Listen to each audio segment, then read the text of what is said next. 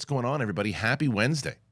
A lot of news, man. And right as we were going on today, we've been talking about this fantastic forecasting. I mean, hell, I think Mike and I talked about it last week. It's like the worst kept secret in Hollywood. We know the cast already. When are they going to announce it? Well, they finally announced it. And it was every single person we thought it was going to be. And Jeff Snyder right now is grinning, realizing that once again he was right. So we'll talk about the fantastic forecasting. And we'll talk about what we think about it, if it is the right casting, how we feel it's going to play in general. I'll tell you what movie really played was Godzilla Minus One. It was my favorite last year. Well, I share the opinion with somebody else. Steven Spielberg loves Godzilla Minus One, and he talked about it as much. I think that's a good thing that he's beefing that movie up as well. A movie that I've always wanted to see, that I was involved in back in the day when I'm working for Joel Silver, the Masters of the Universe, the He-Man movie. It needs to be science versus magic. It needs to be Lord of the Rings meets Star Wars. With Travis Knight now talking about it, could that vision happen finally? It's been a disaster trying to get this movie made. So many iterations have just failed. Can Travis Knight be the guy? I'll tell you what, didn't matter who it was. Madame Web, as they say. Oof, brutal. Down to like 19% on Rotten Tomatoes, and it looks like the Bob Marley movie is going to beat it in the box office.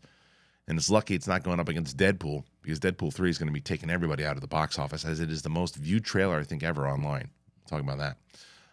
We'll have a little Star Wars talk. Sam Jackson says Mace Windu's not dead. Not dead. He makes the decision, and he's coming back. And we'll talk about that. Speaking of other characters that were in the Star Wars universe, Ben Mendelsohn, of course, playing Krennic. He talked about Krennic, but he also talked about how he really wants to play Doctor Doom. So how about that? Is that a stacked show or what? Exactly. So it's myself, it's Steph Sabra, Mike Kalinowski. We're all together. Now, we are together, but we're together in a different way, not in studio. Why? Because I'm not feeling great, and I don't want to get my friends and my co-hosts sick. So we have a new, we've been using this program, and you can't even tell anymore. I love it. I've been using it for the UAP show. People love it. I love it. So hopefully you love it. I love the fact that you're going to hit that button. Subscribe to the channel. Get us to 200,000. We're almost there. About 126,000. We got to get to 200 by the end of the year. I think we can do it. Apple Podcasts, Spotify, anywhere podcasts are found. 'Tis the big thing. Let's go now.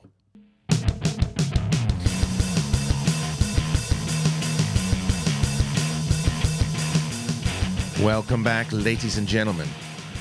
'Tis the big thing. Wednesday, 2024, the year of our Lord. Mike Kalinowski with much better lighting. Much better lighting. Well done. I told you, I fixed it. Well done. Well done. And Steph Sabra. Hello. We're here. We made it. And look at this. I love this wide shot. That's my favorite thing that I've done so far since I've been. You're real proud of yourself, I'm aren't you? super proud of myself. But I am proud of you, because right before we went on the air, I was like, great. This guy looks like he's in the first Iron Man cave. But it looks. Don't humor him, Steph. It looks good. Him. It looks good. Well, he built a whole heart there, so I feel like That's right. And a cave with scraps. Yeah, happy Valentine's Day to everybody, by the way. Oh, that's right. I hope everybody's enjoying themselves and enjoying one another. Happy Love Day. My 6-year-old today, aka Silvio Dante, I walk in after walking the dog, and she looks up, she goes, "Hey man, what's going on?" What? Hey man, what's going on? That's what she said. She's sitting in the living room. She goes, "Hey man, what's going on?" Just like. Does she have access to Max? No, I don't think. I mean, she could. Why? Is there something on there she should be watching? Or I think she's studying The Sopranos. It's true. She's watching all the true. reruns. It's true. I'll tell you what. Here's the deal. I want a deal. The deal is, I'll put my pajamas on. You give me a little extra ice cream. So these are the deals she puts together at night. Anyway, an offer you can't refuse. An offer I can't refuse. I'll tell you what. I guess there were a few offers that a lot of people couldn't refuse, because there's a report. It's official, guys. We have our cast for the Fantastic Four. All right, this is from our buddies over at Comic Book Movie. The Fantastic Four, Marvel Studios officially announces the cast with a first poster and a new logo. It's been a long time coming, but Marvel Studios has finally announced the main cast for its upcoming Fantastic Four reboot. We also have some poster art and a brand new title treatment.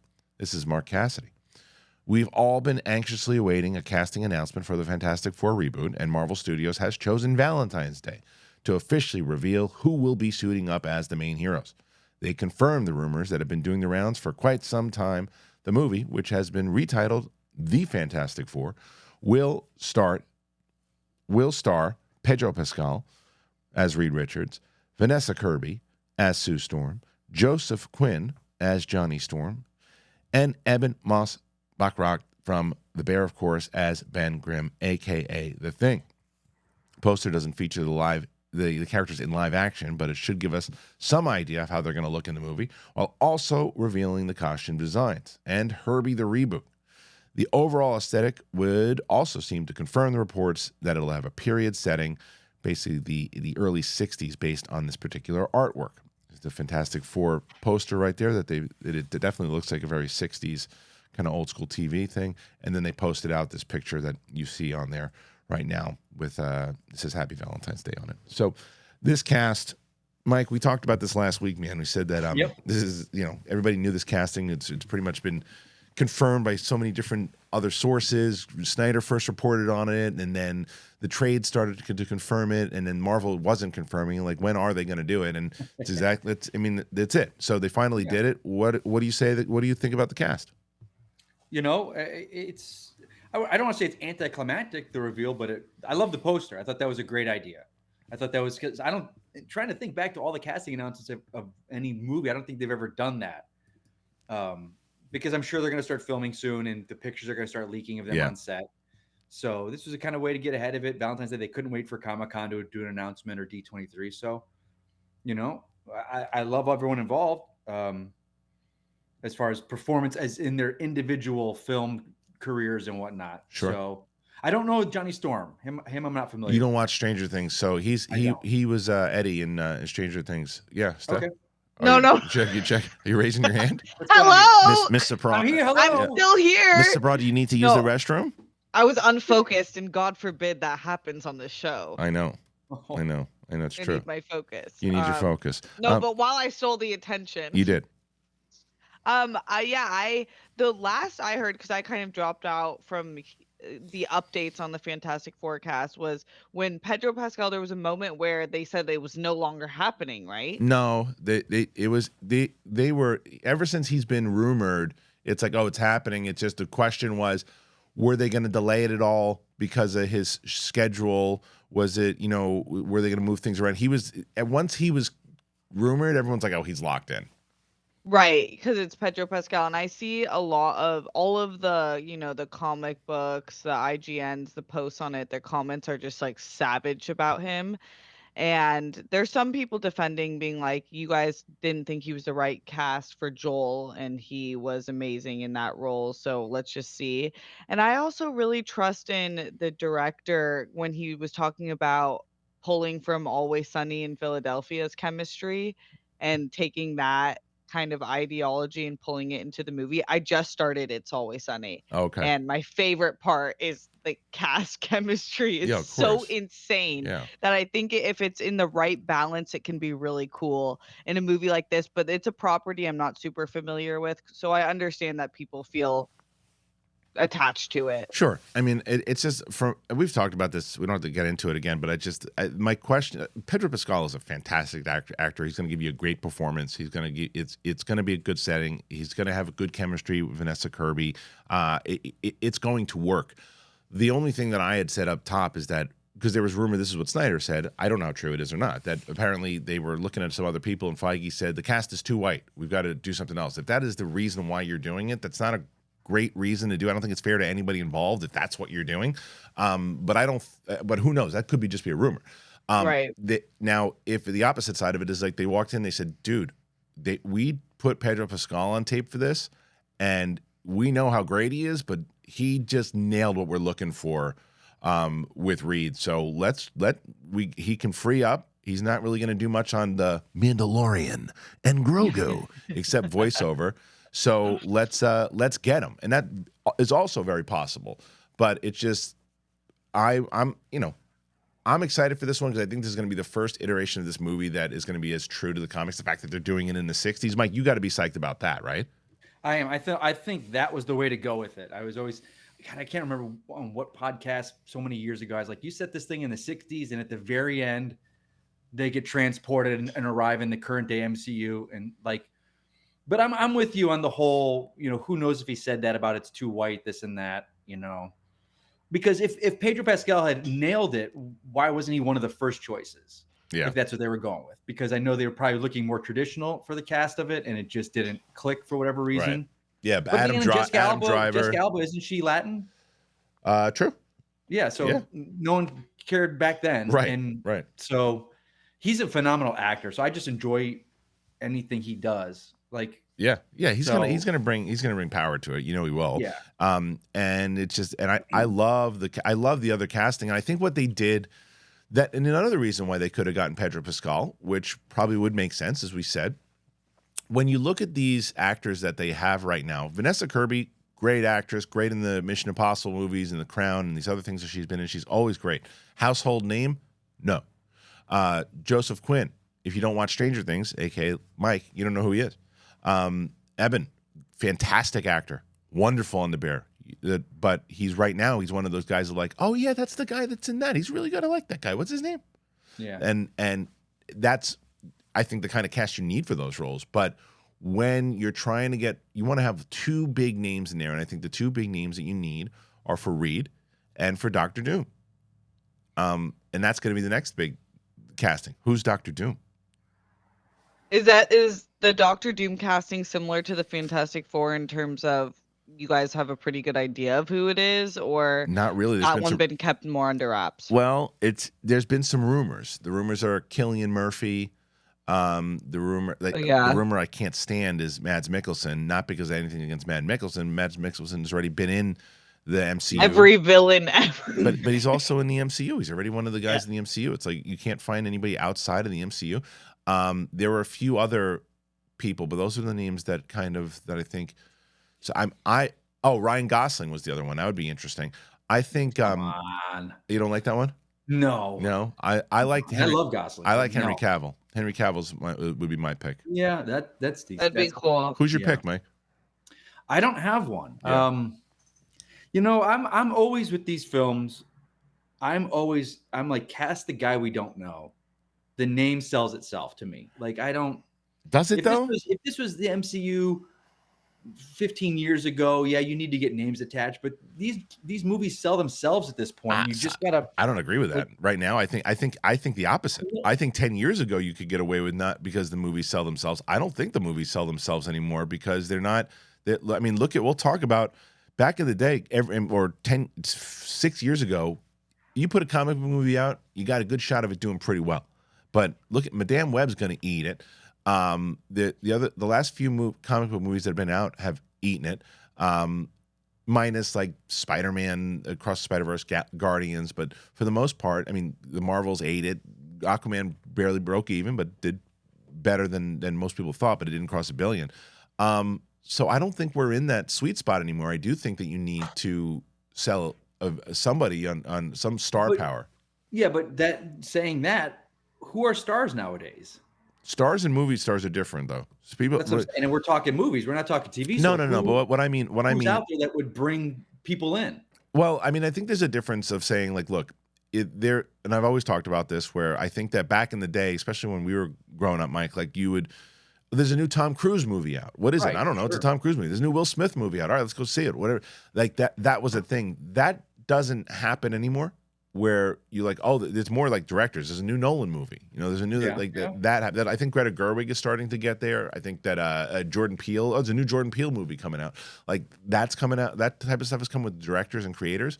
But stars, what they do is if you're interested in a property, having them in it helps, right? So if it's like, okay, so we've got this Fantastic Four movie. It's a Marvel movie, and then you're not. Let's say it's someone that's not as locked into the comic book movies as we are, and they go, who's in it?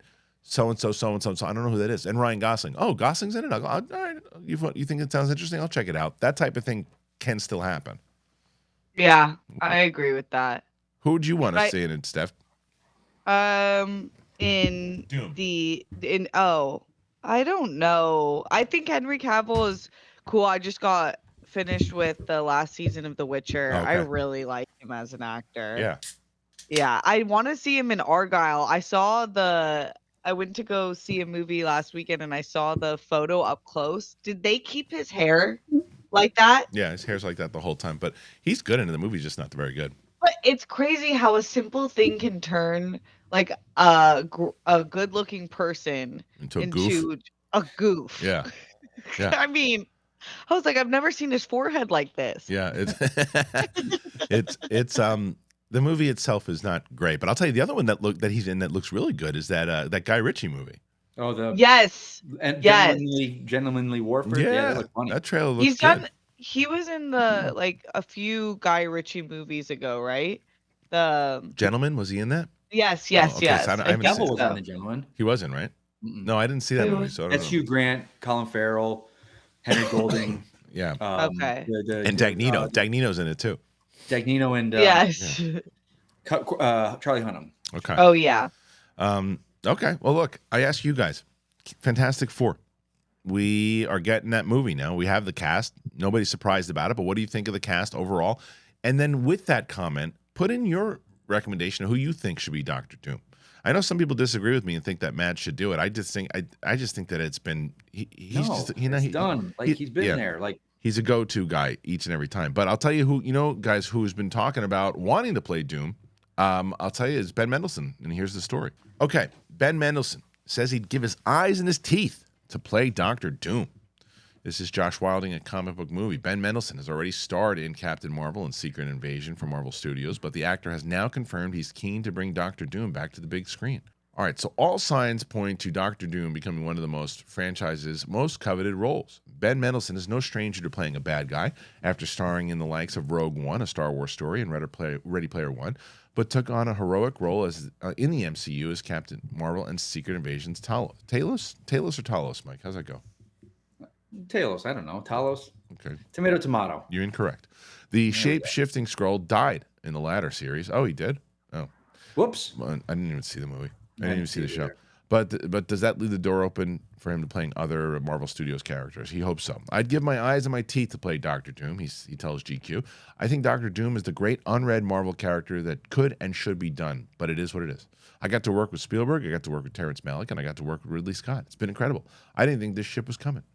With Doom's scarred face likely to remain hidden behind the mask, there's a good chance that he could get a second chance as the villain. However, we bet on Marvel Studios looking for another big name who is new to the franchise to take on the role. After all, he's not the only one who's expressed interest in playing Doom.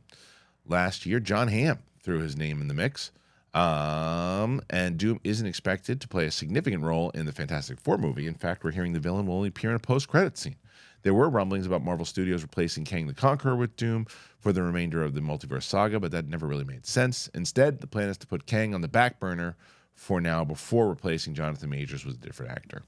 They also said that Javier Bardem is being eyed to play Galactus.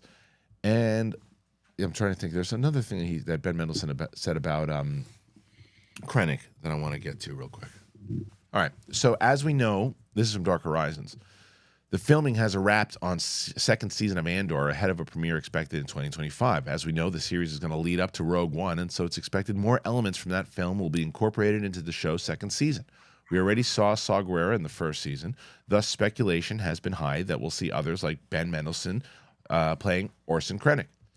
Mendelsohn is open to such appearances, having done a voice cameo in The Bad Batch. However, out doing press for the new Apple series, The New Look, the Australian actor seemed to nix any chance of a new live-action Krennic appearance in Andor, telling Italian outlet Bad Taste this week. As for being contacted by Lucasfilm for a new project, I can tell you no. I have not been approached for something like this, and yes, it would be great to see him again somewhere, but for now, everything stops here. As far as I'm concerned, I would be very willing to explore it further and significantly in that world. I've never expected to play a character like that, but then again, I never expected to become an actor either.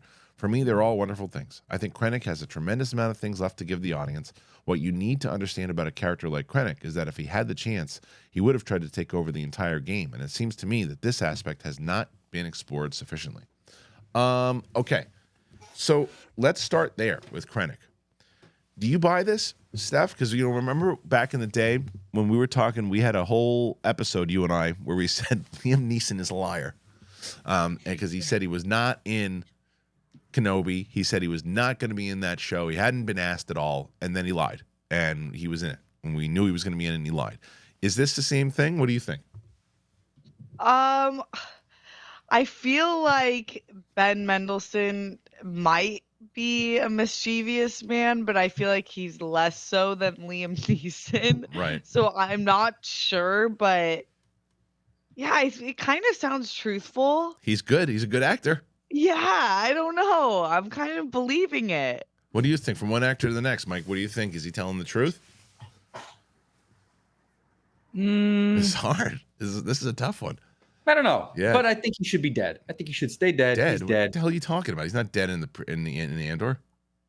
Not in Andor. We're talking about Andor. Is he going to show up in Andor? You dope. Yeah. Give 100%. So you think he's lying? Yeah. Okay. Perfect. We got. You there, brought Steph. Bad Batch in there for a second. I'm all confused with my timelines and where we are. I know. I get He's it. 100% coming back. Yeah. 100%. I think on I now. think it would be a major error if they didn't bring him back. But He's he's a massive part of this part of Star Wars for this. Yeah. That you're telling. it's true. Yeah, I agree. It's- They'll probably, it would be weird if they didn't bring him back. That he just sounded very believable. He sounded super convincing. I'm not. I'm He's not. an actor. I know. I don't. He but lies for a living. 100%, and that's why I posed the question in the first place. But he's much better at it than Liam Neeson is in the answer that he gave, because he gives such a detailed answer. Now you could look at it two ways. You can go, "Whoa, he really knows the character, and he's bummed that he can't play the character," or he just played the character again, and all that's still fresh in his head because that's the stuff that he wants to do. So Right. it's like, oh, I don't know, because Ben Mendelsohn is so good. And I will also say that if he is in it, he should be lying.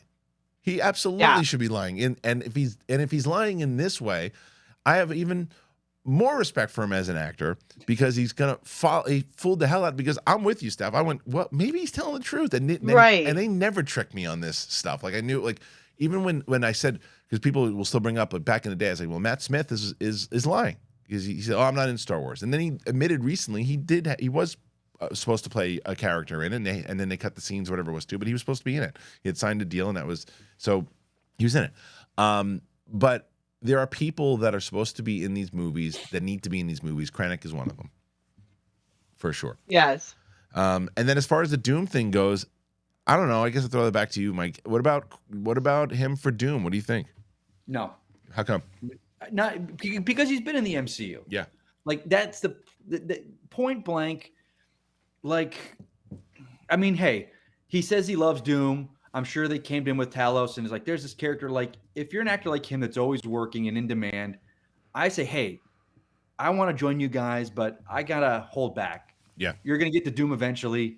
That's who I want to play. Come back to me in 5-6 years when you guys are doing Doom, because I'll knock that out of the park for you. Let's start talking that. Like, he's of an actor caliber where I think you have those conversations. You don't. His agent's like, hey, Marvel's here. You got to take this gig. I mean, I could be completely wrong. No, I think you're. And I say this. I was thinking about this. Christian Bale, to me. Yeah. He would be Doom. He would kill it. But he's been in it too. I know. Yeah. He wasted himself. Yeah. And again, he might not have known Doom or known what it was one, but like he would have. So you're wasting. You're not wasting these actors. I shouldn't say that. But I know what you mean, though. I know you. You know, Mads Mikkelsen. Everyone wants him for this, but it's like Caecilius and Doctor Strange. It's like, yeah. An actor, like these actors are working. They're always, the phone's always ringing for them. And let me answer that. Let me answer another job. And let me answer the comment that clearly was already typed into the comment section. I get it. His face is hidden. You're not going to see him. I don't buy that. I get it, but Sorry. we don't know how. In Secret Wars, they reveal his face at one point. Now, I'm gonna say this: like, if they're telling the '60s, and I've when Fox came to Marvel and there was all the talk of the MCU, like I really wasn't for that. I was like, Spider-Man's been done, and I love how it is, and the X-Men I think are great, but the Fantastic Four property, that was the one I was like, you know what? I want to see the MCU and Feige handle the Fantastic Four. So knowing him and what they're going to do, they are. I can't see them not having Doom and Reed be best friends, and right? See that, because their friendship is what is the Fantastic and Four. I could see. Look, I could why Doom is so him and Reed. So you got to have them together without makeup, right? As in a flashback or something. Scientists growing up and college students, right. You have to have that. So this is the thing with that, because Pedro Pascal is like 46 or 47 or whatever he is. So Doom is going to be closer in that age range, but sure. Ben Mendelsohn is 54, 55. So if you're going to have Doom, you're going to have him for at least 5 to 10 years. This guy's going to be playing Doom when he's 60 years old, 65, and maybe. And I'm sure they'll probably de-age them, do the de-aging if they do their younger self. Sure. If they, but is I mean, physical. You've seen him. I don't know. He's not just going to show up he's not going to be in the MCU with a mask on the whole time. They're going to show his face all the time. Dude, give me Cavill. Give me Cavill. Has Johnny Depp? Cavill's a good one. That's a good one. What's up, Has Johnny Depp been in the MCU? No, but I'm not saying that I'm keep that out of there. No, what? Who? He's not. I don't think he's acting anymore. But he is acting. Yeah, he's got a new movie coming out. Oh, he is. Yeah, he's got a new movie. Okay, what are we gonna do? Just not act? We're gonna act like he's not one of the best actors ever? I'm not. I like Depp, but you got to admit, it's like there's tons. They're not gonna do it. They're not gonna do it. It's just hard not to think of him when you're thinking of like someone who could play like a he could have done it. He could have done it. I think that right now they'll probably stay away from that. I think he's going to start building himself up, with other movies and doing other things in a way that, like, Mel Gibson's still doing movies, like right. So and he's building up. Mel Gibson's been in some big movies since all of that stuff. Problematic, but I see Johnny Depp doing what Nick Cage does, and just these crazy films, these weird films, and just more fun, artistic. He'll get another one. He'll get another big budget movie, but it's just I think it'll take. You think so? Yeah, I don't know about tomorrow, but I think eventually he'll get another. What about the day after tomorrow? Part 2. 28 days later. Yeah. So I don't know. And in the same way that I don't, and we didn't really mention the Cillian Murphy part. I love Cillian Murphy. Don't think he's the right cast for Doom. Oh yeah, he's so. I think that's a great choice. And Marvel likes to do that when people are writing the Oscar buzz. Like they did that with Steven Yeun. They like to get in there before that price jacks up on these actors. Well, who would have been great as Doom, but obviously no way, is Downey. Downey would have been great Doom. No. You don't think Downey would have been great Doom? Nope. Too smarky? You have to have like an air of like an aristocracy, like a royalty vibe about like you. That cat in the background. Shit, fuck, I lost my train of thought. Damn it. That cat. Damn it, man. I forgot my. Oh, that was what I asked you. No, you're good. Who do you think? Let me ask you guys this. Based on current box office and current just status, who do you think is like, let's say they cast Cavill as Doom. Uh-huh. Who do you think gets billing and who makes more money, Pedro or Cavill? Pedro. Yeah. Makes more money? Yeah. Yes. Easily. Really? Easily. Let me ask you this. Why? What film franchises is Pedro headlining? Doesn't matter. It's about headlines right now, and it's also about star power and you look at success, right? Right now, Henry Cavill is beloved by the community. No doubt. He's just not beloved. Capturing the box office. He hasn't captured the box office yet. And even with Man of Steel, which made a significant amount of money, it was looked as a disappointment because it didn't make $1 billion, right? You're right. I mean, yeah, I get it. And I look, I've been talking about he's my first choice. Now, if you ask me Gosling or Pedro, I'm gonna have to go Gosling. Gosling, if they wanted him, he was Johnny Storm. He's his too old. He's a little older for Johnny, but his personality is Johnny Storm. Agreed, but he can play dark, I don't know. But Dr. Doom is not some guy from California. He's right. Gosling's a really good actor. You get a European actor because I'll say this, they are going after, and again, it's just the Twitter bubbles. Mm-hmm. They want someone of Romani descent because they don't use the word, it's not gypsy, but of Romani descent. They're that same thing that went after Moon Knight for not being Jewish enough. Okay. So that's out there. It's small, but it's the Twitter world. It's bound to happen. But we ask you guys, think about it. Ben Mendelsohn. Let's start with the Krennic thing. Does he come back as Krennic? Will he be in Andor season 2? I'm going to say yes. I think Steph is siding on yes, even though we both kind of believe Mendelsohn, and Mike is a hard yes. So what do you guys think? Will he show up? Is he right for Doom? Again, who's your choice for Doom? Make sure and you check it out. You don't want Doom in the bedroom. You want it to be nice, and you want Blue Chew to help you out. That's right. I'm going to tell you about both Blue Chew, and then I'm also going to tell you about kicking some bad habits with good habits, and that's Fume. I'll tell you about both of them right now. This episode is sponsored by Blue Chew. Come on, let's do it. Let's talk about sex. Hey guys, remember the days when you were always ready to go? Everybody, you're like, yeah, back in the day, I could go whenever I wanted to. Well, now you can increase your performance. You can get that extra confidence in bed. Listen up, BlueChew.com. Blue Chew's no joke. It's pretty great. It's a unique online service, and it delivers the same active ingredients as Viagra, Cialis, and Levitra, but in chewable tablets at a fraction of the cost. You can take them whenever, daytime, night. You can plan ahead, be ready whenever that opportunity arises. And the process is super simple. You sign up at BlueChew.com, consult with one of their licensed medical providers, and once you are approved, then you receive your prescription within days. And the best part? All online. No visit to the doctor's office, no awkward conversations, and no waiting in line at the pharmacy. Blue Chew's tablets are made in the USA and prepared and shipped direct to your door in a discreet package. So, for me, yes, it works. And the thing is, you know, I didn't think I needed it, but hey, you try it for a month and you see, you love it. You could be missing out on the best sex of your life. I'm telling you. They always say first impressions are important. What about lasting impressions? Do it. Blue Chew wants to help you have better sex. They do. Discover your options at BlueChew.com. Chew it and do it. Love that. And we've got a special deal for our listeners. You got to try Blue Chew free, but you got to use that promo code BIGTHING at checkout. Just pay $5 shipping. That's BlueChew.com. Promo code BIGTHING to receive your first month free. Yeah, do you hear that? Free. Visit BlueChew.com for more details and important safety information. And we got to thank Blue Chew for sponsoring the podcast. Let's talk about some habits, because you guys know you got some habits, and there's nothing better than beating a bad habit with a good habit. And we've talked about Fume before. You guys know we've talked about Fume. We've had Fume on, and we're glad that they are back. It's great. And Mark Riley is the one who's really been talking this thing up, and I can't wait for him to talk about it even more so on the show when he's on for UAP. And he's just talking about how flavorful it was, better than he thought. It feels very fresh, and it's like a refreshing herbal tea, but if it was vapor.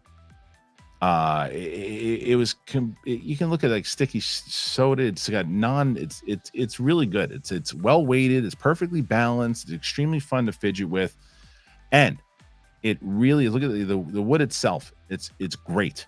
You can start the year off right with the good habit by going to tryfume.com/bigthing and getting the journey pack today. Fume is giving listeners to the show 10% off when they use that code BIGTHING to help make starting the good habit much easier, because you get it. Instead of bad, Fume is good. It's a habit that you're free to enjoy, and it makes replacing your bad habit easy. It comes with adjustable airflow dial, and it's designed with movable parts. It's great. They use flavored air instead of vapor. Fume is completely natural, by the way, instead of electronics. And this is the reason why I decided. People are like, well, why would you get involved with something like this? Why? Because they don't use harmful chemicals. They use delicious flavors, and that's why I got involved. Fume works. They're great. So thank you again to Fume for sponsoring the show. All right, thank you to our friends over at Blue Chew and Fume. Really excited to have them both on the show, and really excited for the feedback I've been getting on both. So make sure that if you get any one of our sponsors, I did this the other day, maybe I'll do it again. I'll write in the comments.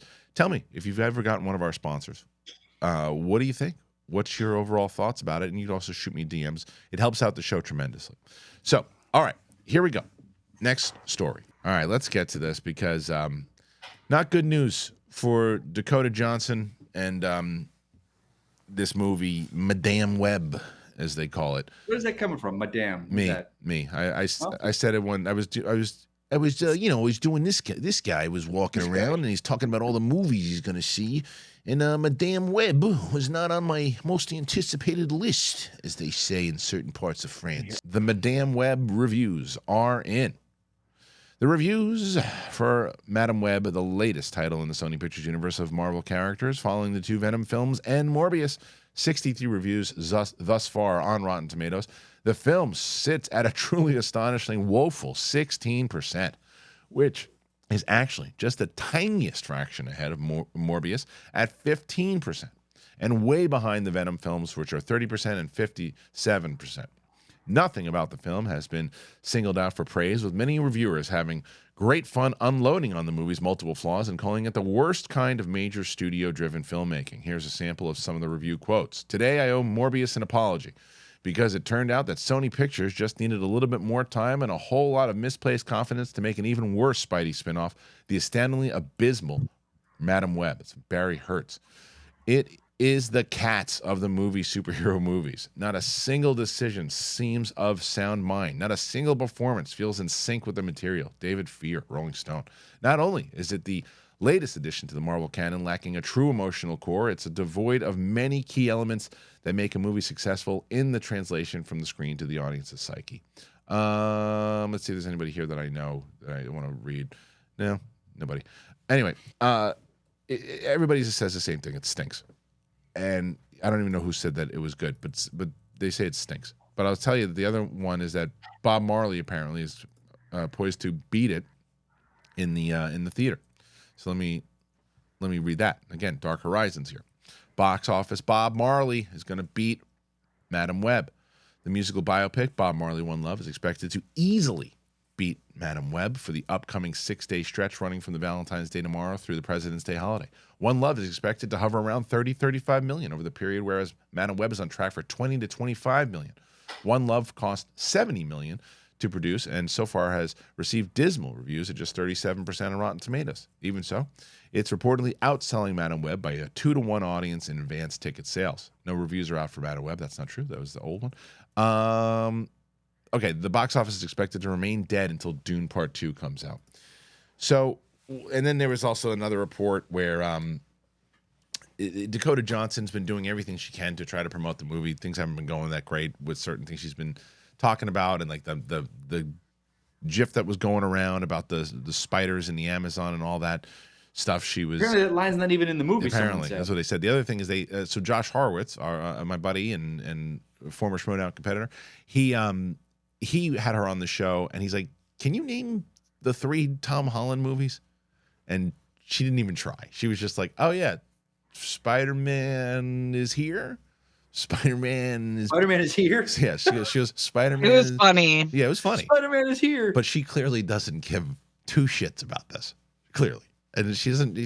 She's like, why take the gig, man? Because I think that they changed and went through so many different things where at one point they told her to say, you don't have to know about this stuff because it doesn't connect anymore. We're not getting Tom Holland in it. I mean, hey, I'm not one to turn down a gig if I were to give one. But if someone said, this is Madam Web and this is who you're playing, I go, this is an 80-year-old woman in a chair. How am I doing this? And that should have been the problem from the beginning. Like the Madam Web, this is like, what the fuck are you doing, man? I know. I say this. I always say this, and I always try to give the benefit of the doubt. I always say a studio filmmakers never set out to make a bad movie. Right. I don't know now.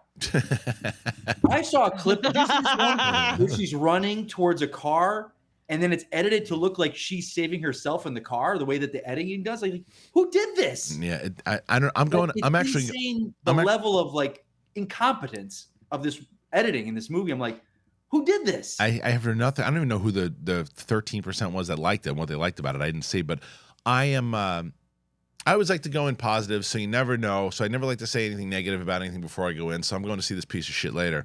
Oh my god! Have you even seen it yet? No, I was supposed to see it. I was actually supposed to see it on Monday, and then we have an interview for next Tuesday's show that we shot on the other side of town, and I just wouldn't have been able to make it. So I bought a ticket for it. And I'm going to see it today at 3:00. So I'll do an out of the theater reaction afterwards. But I'm not expecting anything. I like her a lot though. Steph, what did you think about that outfit she wore at the premiere? Did you see that thing? I thought the entire cast came in hot. They really understood the assignment. No shit. Really. It was like this would be Spider-Woman off-duty outfit. Those outfits were insane. They were to the max. I'm older, and so I shit. guess I'm beyond or knowing Sydney Sweeney, but that outfit at the premiere, I know. That's the plot of the movie. I'm a fan. Yeah, right. See, like every guy's obsessed with Sydney Sweeney, and I get it, but I'm very sad about this movie being so bad. Yeah, I haven't seen it yet, but it just is like. Yeah, of course you root for it. You want it to be good, and the time travel stuff, you're hoping it's going to be good. But I always cross my fingers, and I like to be the one that comes out and goes, "Hey, you know what? Wasn't that bad?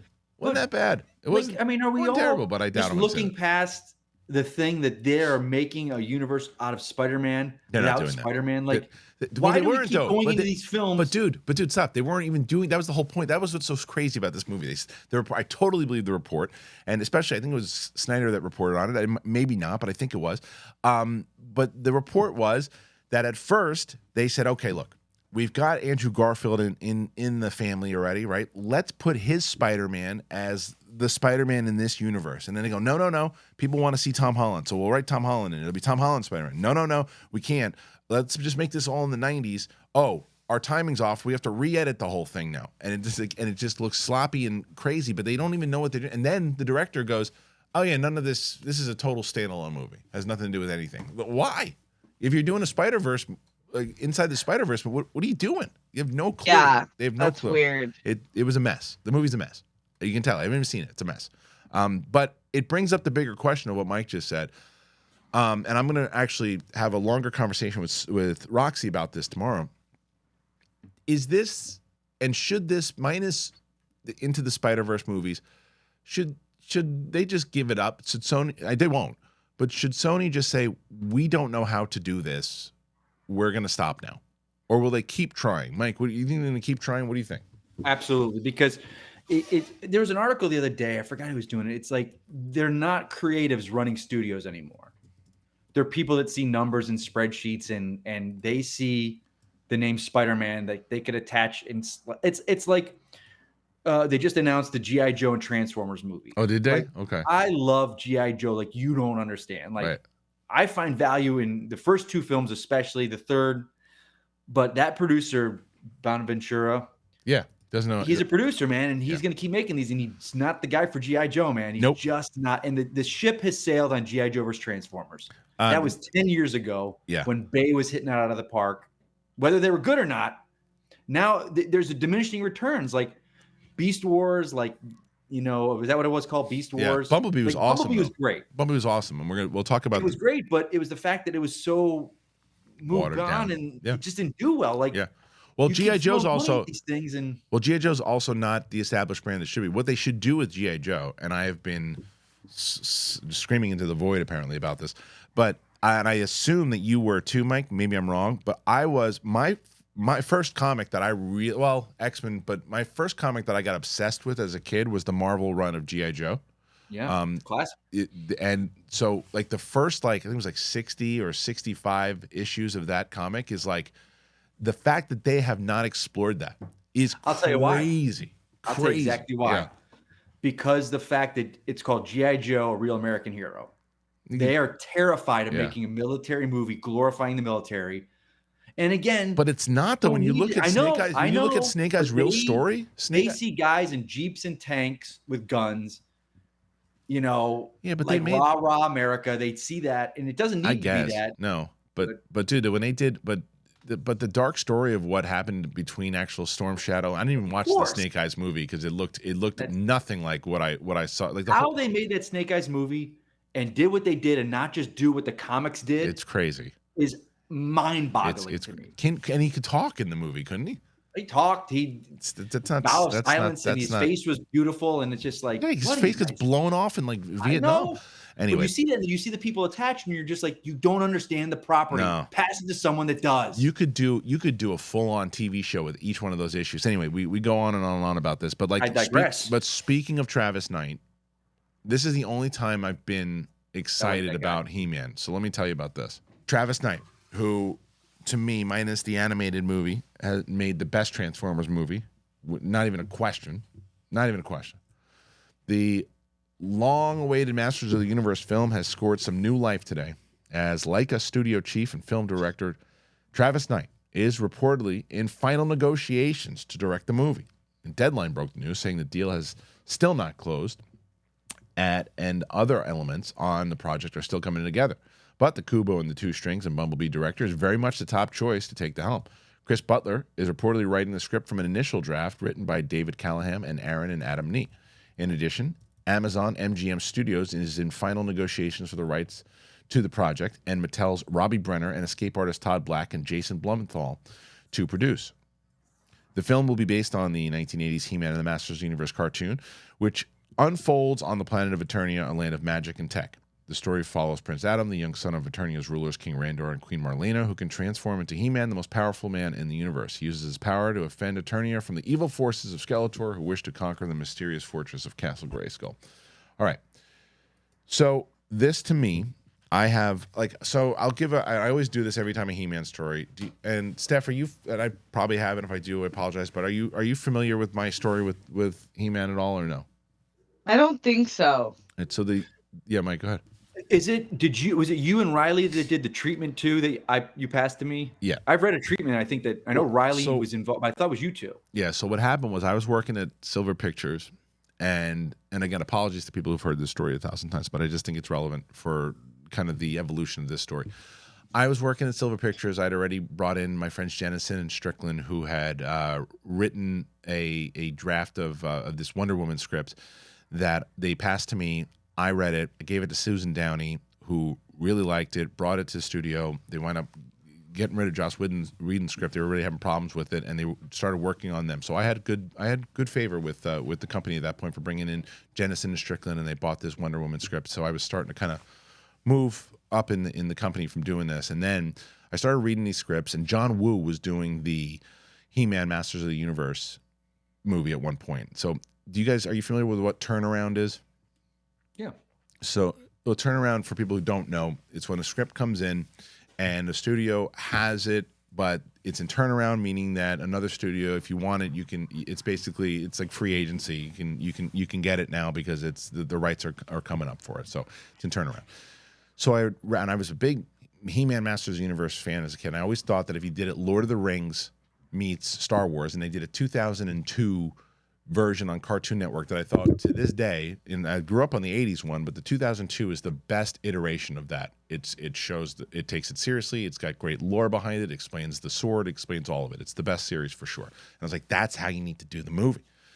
So that came about, and the script by John Woo was atrocious. It was atrocious. Did he write the script? I think it was him and somebody else, but it was atrocious. It was like He-Man and Tila talking about getting cheeseburgers, and it was bad, and so much so that I had to present this to Susan, and she's like, "This is terrible." I was like, "Yes, this script is terrible, but it could be a massive franchise." And she's like, "I don't know," and it was a hard sell because the script was so bad. I was like, "But here's what I need to do. I need to go, and I need to figure out how to really bring this apart." And Jennison and Strickland at the time were working on that Wonder Woman thing. So I went to Riley, and I wrote this whole massive treatment, this big treatment that was Lord of the Rings meets Star Wars.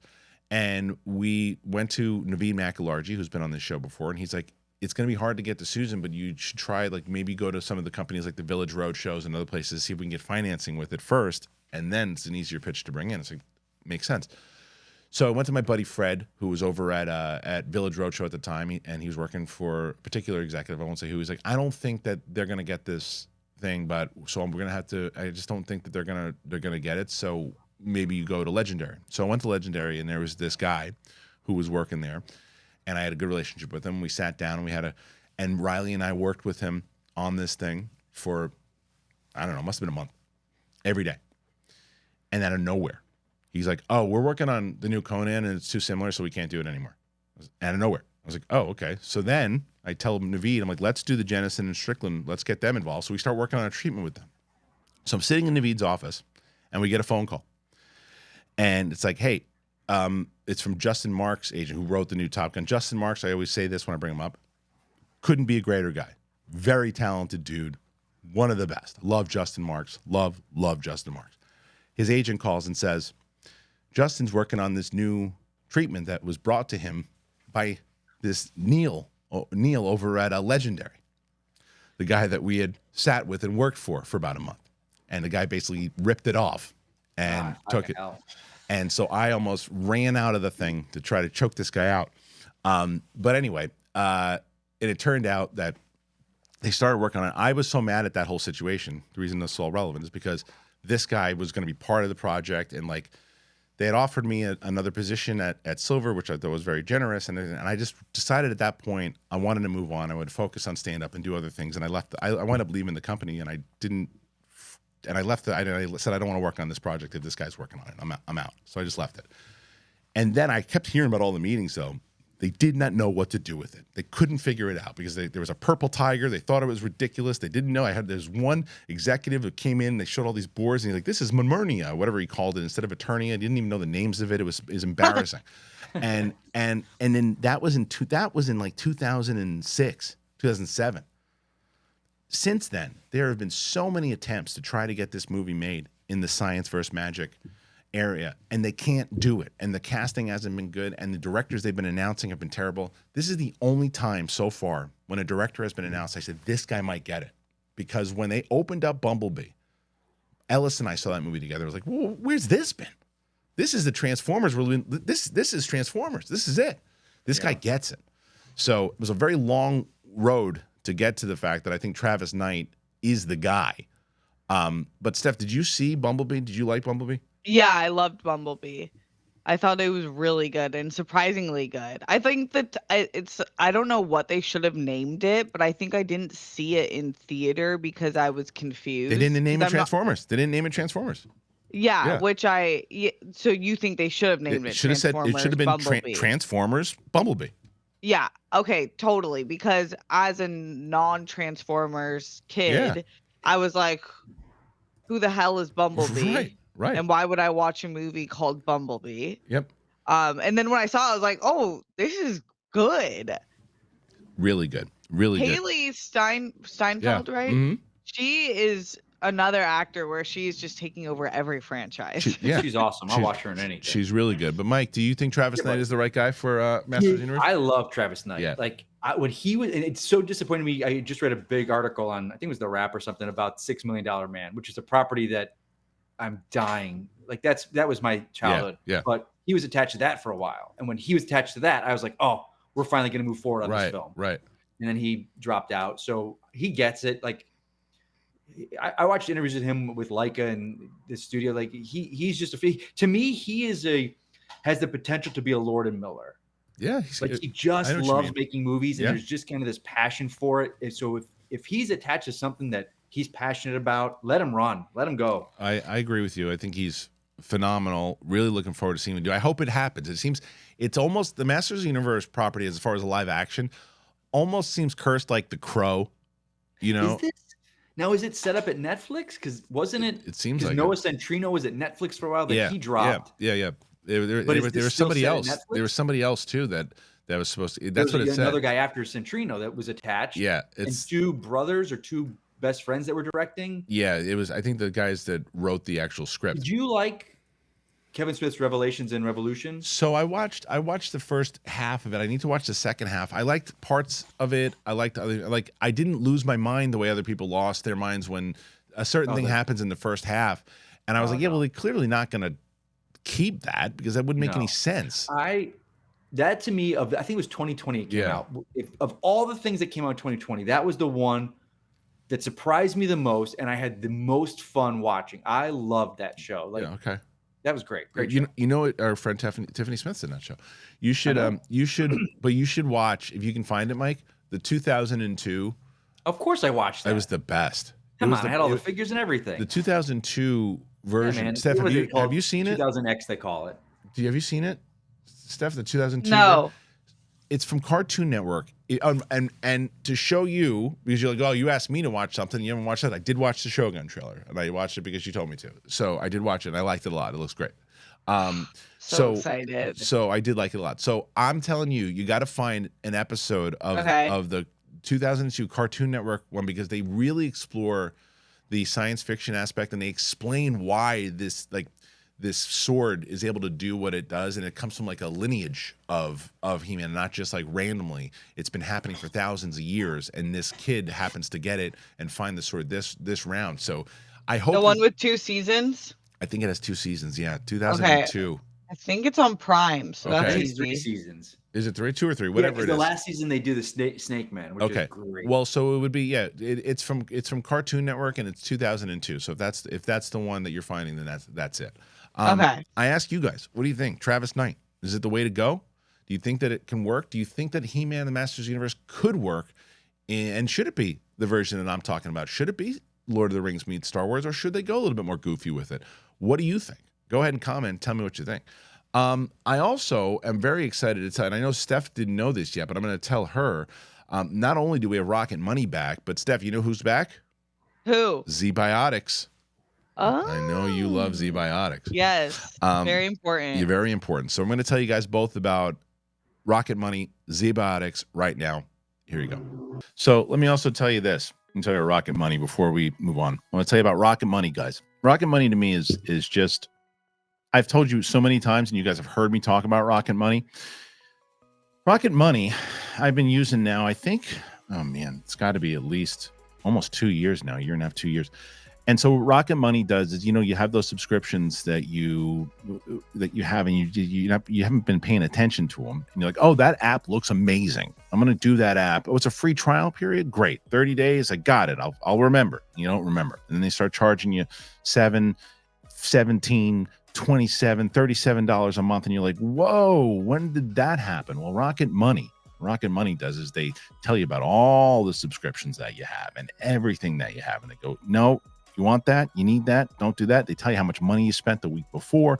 They tell you how much money you're spending in general. They tell you when you have things coming up, when you got bills coming up. You can link everything to it. It is a lifesaver. I love Rocket Money. I checked it this morning. I said, okay, remember, you have this, this, and this. Hey, an unauthorized thing. Did you do that? I said, yep, I did do that. Okay, great. There you go. They can check your credit, everything. Rocketmoney.com/big thing. It is so good. I put the link in the description, by the way, rocketmoney.com/big thing. And you will thank me for that. I love Rocket Money. Ew. Z-Biotics, by the way, if you guys don't know, it's great because I mean, what you can relate to, John, is we can't do it the way we used to. No, we were young. those days are done. No, those days are done. But they are fantastic because it's really a game-changing product. For me, I always use it a night out when I'm drinking, and because it's Z-Biotics, and so I just can't bounce back the way that I used to. Right. I got to make a choice. I can either have a great night or a great next day, and that is until I found Z-Biotics. And I'll tell you, there's a surefire way to wake up and feel fresh after a night of drinking, and it is with Z-Biotics. So what is it? Okay, I'm glad you asked. Now I'm going to tell you. Z-Biotics is a pre-alcohol probiotic drink. It is the world's first genetically engineered probiotic. Steph Sabral loves these, by the way. Loves them. Nice. It was invented by PhD scientists to tackle rough mornings after drinking. And here's how it works. When you drink, alcohol gets converted into a toxic byproduct in your gut. Yeah. It's this byproduct, not dehydration, that is to blame for your rough next day. Z-Biotics produces an enzyme to break down this byproduct down. Just remember to make Z-Biotics your first drink of the night. Drink responsibly, and you'll feel your best tomorrow. And I'll tell you, right before I knew I was going to drink a couple of glasses of wine last night, John, so I had some Z-Biotics. Every time I have it, right before I do notice a difference the next day. I'm able to go. Even after a night out or a night of having some fun, I can confidently plan on doing all these shows and being able to work. I didn't have anything, like I said, no, not foggy, nothing. Because I was on the fence about it at first too. Because then I was hanging out with Steph, and she was telling me about it, and I was like, okay, I'll do it. I'll give it a shot. And believe me, guys, it's the real deal. So I gave it a try, especially yesterday. It's amazing, and go and do it. You go to zbiotics.com/big thing. You'll get 15% off your first order when you use Big Thing at checkout. Z-Biotics is backed with 100% money back guarantee. So if you are unsatisfied for any reason, they're going to refund your money with no questions asked. So remember to head to zbiotics.com/big thing. Use that code Big Thing at checkout for 15% off. Thank you to Z-Biotics for sponsoring this episode and for the good times, for sure. All right, thank you to Z-Biotics, Rocket Money. Links are in the description. I cannot recommend both so highly enough. They're so good. Steph, did you do some drinking during the Super Bowl? Yes. Yes, and did you use the Z-Biotics? Of course. You have to, because it is. And you feel. And how great did you feel the next day?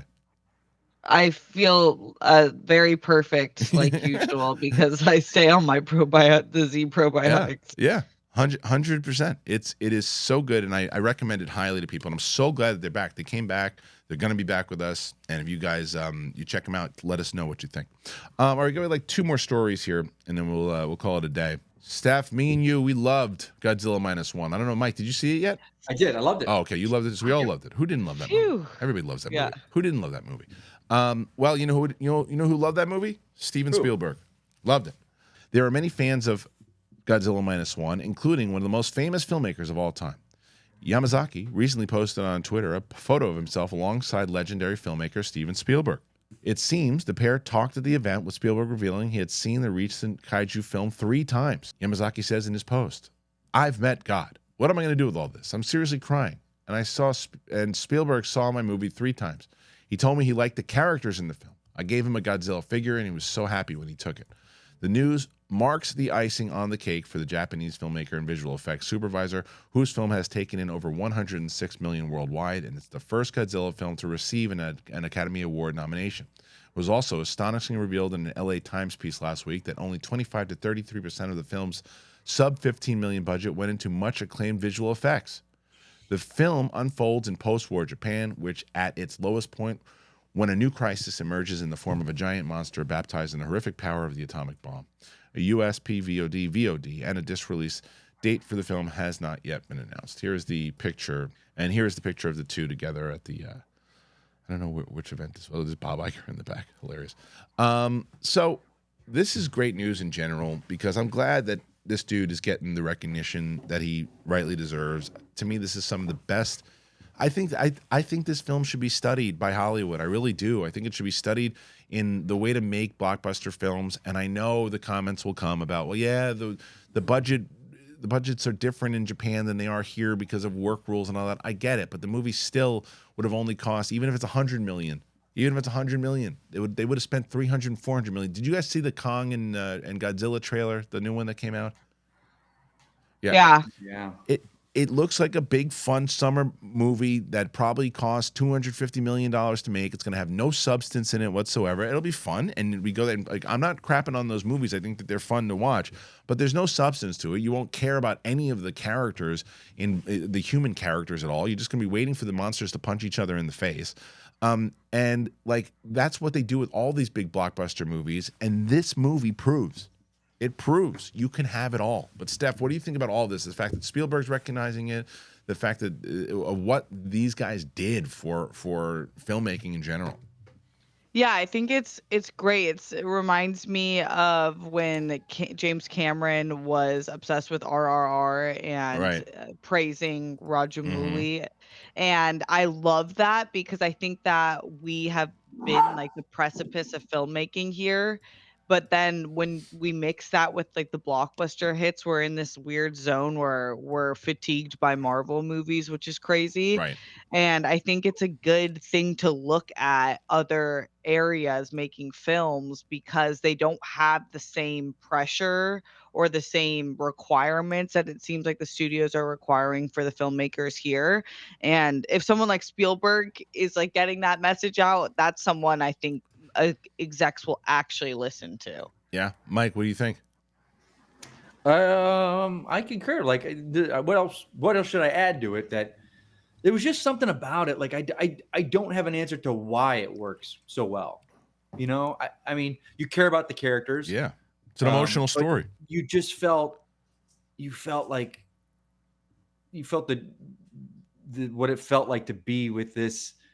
Like that scene, I think it was in the middle of the day when he attacks the city. Oh, like, God. And there's a film crew on the roof, and you're just like, yeah, I enjoy the Monarch Godzilla films, but again, I couldn't tell you one of the characters' names, right, or what they were doing. And when they're done, I'm like, it's done. But it's a great point. I will never forget like the core emotion of what this story is about, Godzilla Minus One. Like, yeah, I won't forget it. Like, I know, like, because you were with the character and you understood everything he was going through and the characters that he met across the way. And you're so right, Mike, that the other character, like, I love Millie Bobby Brown, Stranger Things. I couldn't tell you anything about her character. I don't even remember. You tell me some people are in these movies. I can't even remember who was in it. Big stars. I think it kind of sums up those monster movies. Like the fact that Bryan Cranston was the best human character.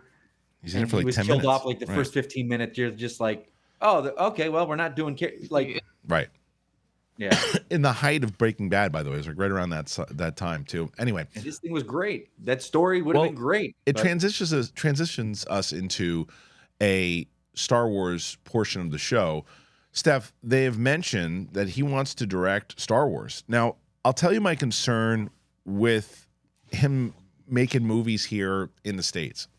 I'm concerned by the restraints that he's going to be put on, because he's going to have to follow the studio rules here, and he's going to have to he's going to get these big, ridiculous budgets, and he's going to do all these things. And even though can you imagine seeing a Star Wars film that cost $20 million and looking the way that Godzilla Minus One looked? Like, Yeah. do you think that this is going to happen, and does it concern you that if it does?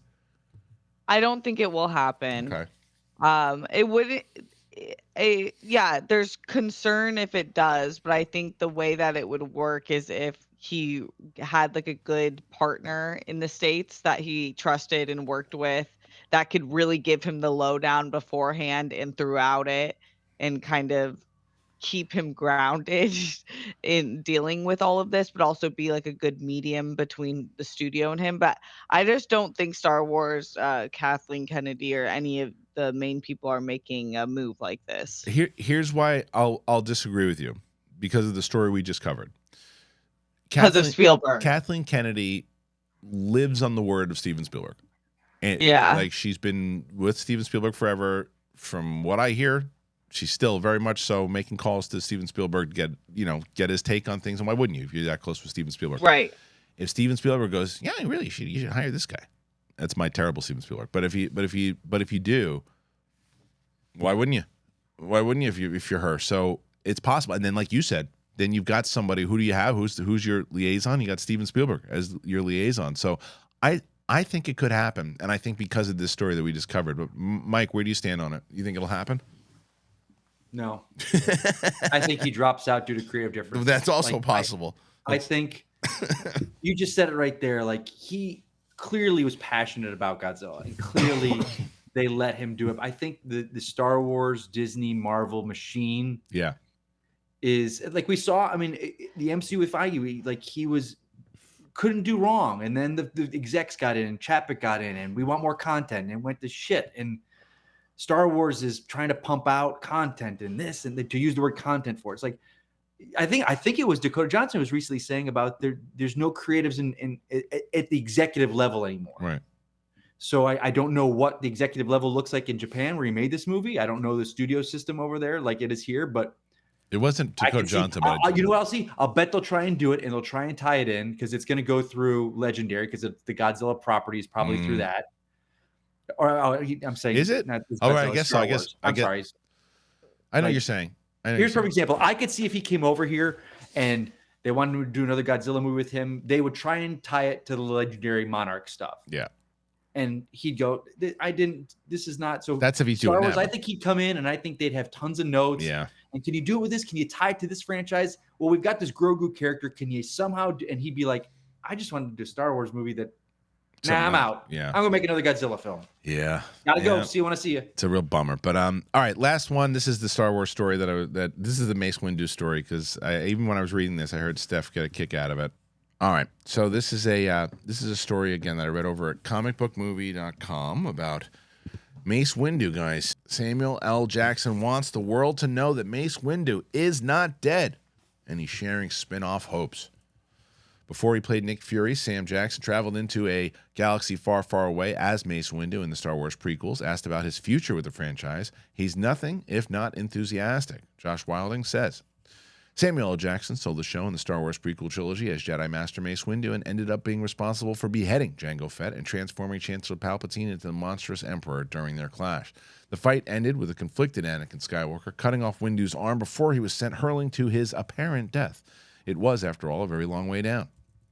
Jackson has said on countless occasions that he'd like to return to this galaxy far, far away, and tells Empire Online that, for him at least, the door is very much open for reprising the role in a not-too-distant future. Asked by the site what he had to say about Windu's death, he said, he's not dead. They tried to get more from him, such as whether he'd like to star in a spin-off Disney series. To that, he said, everything, yes. Clearly, the prospect of playing the Jedi again massively excites him. As unlikely as it might seem, there is hope for Jackson to return, something that's evident from Ewan McGregor and Hayden Christensen in respective turns in Star Wars recent years. Talking to the site, the latter addressed his expanded role in Ahsoka, describing it as a bucket list item I didn't even know that I had. The actor added, when I was getting ready to do Obi-Wan Kenobi, I started my Clone Wars deep dive, and I loved it. I remember thinking, man, it would be so cool to see some of this live action. The Clone Wars was described to me by George Lucas when we were doing Episode 3. The things that were going on between 2 and 3, Christensen added. He said, so when Filoni and Favreau told me that they wanted to explore some of it, I was so game, and I loved how it came out. As for what it was like to once again don Darth Vader's iconic suit, it sounded like that experience on both Obi-Wan and Ahsoka was monumental. When we finished doing the prequels, it felt like that was it, and my journey with the character was over. So to get to come back and to do more with Anakin and Darth Vader was an amazing opportunity. The scenes that I got to do as Vader and Obi-Wan, that was huge for me. Being able to add a little bit more connective tissue to the character and to bridge the gap a little bit more with Vader was very worthwhile. Okay, so both... You have some stuff with Mace Windu there. You got some stuff with Anakin there. Steph, we'll start with you and the Hayden Christensen stuff. I think everybody's happy in the way that he returned, that they're happy that he returned.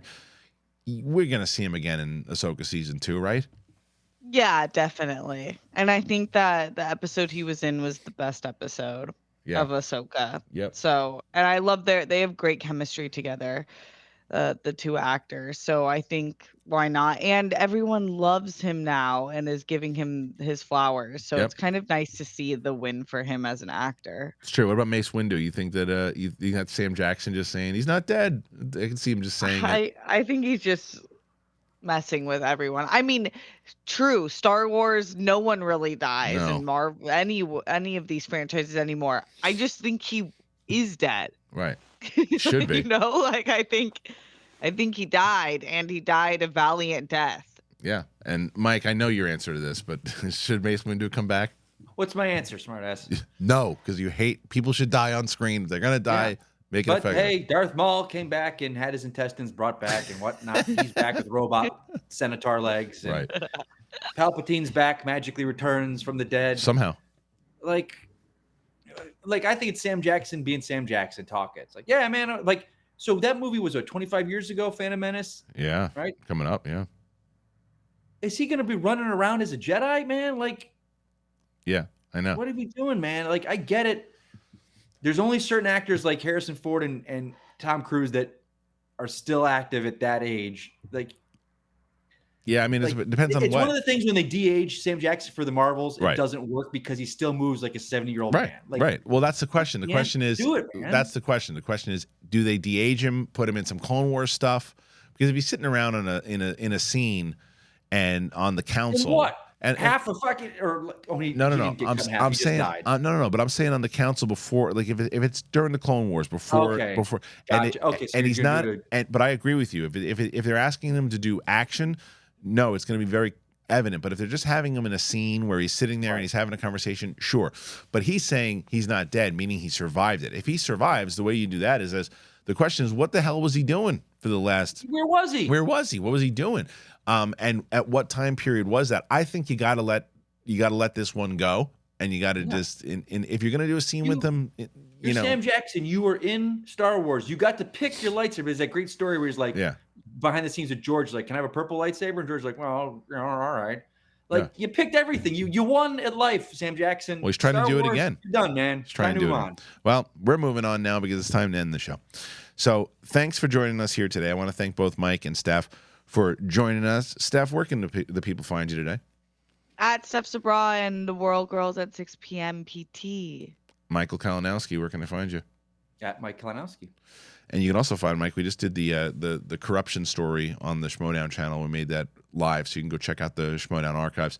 You can hit the button here, subscribe to the channel. You can get us to 200 if you hit that button. We got a bunch of stuff going on. As I mentioned, I'm going to have my Out of the Theater for Madam Web a little later on today. Be back with Roxy tomorrow. I got Winston, just Coy this week on Capes and Cows. And then Dune. I'm going to see Dune next Tuesday. Very excited about that. You? Yeah, I can't wait. So subscribe to it. Apple Podcasts, Spotify, anywhere podcasts are found. For Mike Kalinowski and Steph Sabra, thank you, and we'll see you later.